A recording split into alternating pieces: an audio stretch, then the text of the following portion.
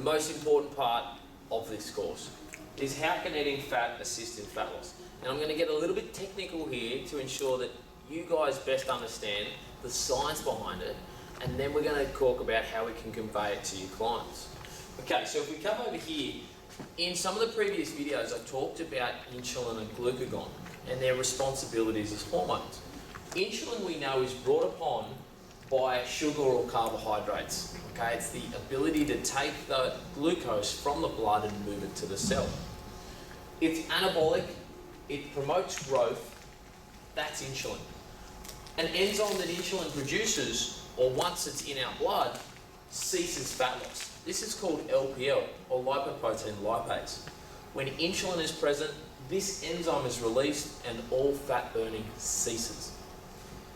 Glucagon, on the other hand, is catabolic. With an increasing glucagon in our blood, which is primarily brought about by fat and protein, because we don't necessarily get an insulin response, this brings about other little factors which help break down the cell and increase lipolysis, which is a breakdown of fat. This is growth hormone, cortisol, and these other catecholamines like epinephrine and norepinephrine, think adrenaline, and HSL, which is known as hormone-sensitive lipase. So on detection of glucagon, this hormone initiates lipolysis, which accelerates the breakdown of fats to be used as energy in our cell. So how does this actually make sense? So with more fat and protein in our diet, we get less of an insulin response.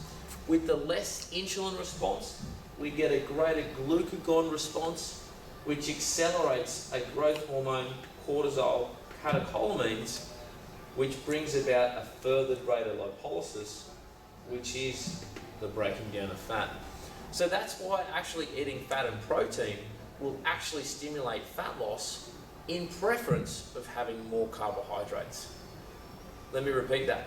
If we want to break down fat and we want to lose fat, we need to eat more protein and more fat to initiate a higher response of glucagon.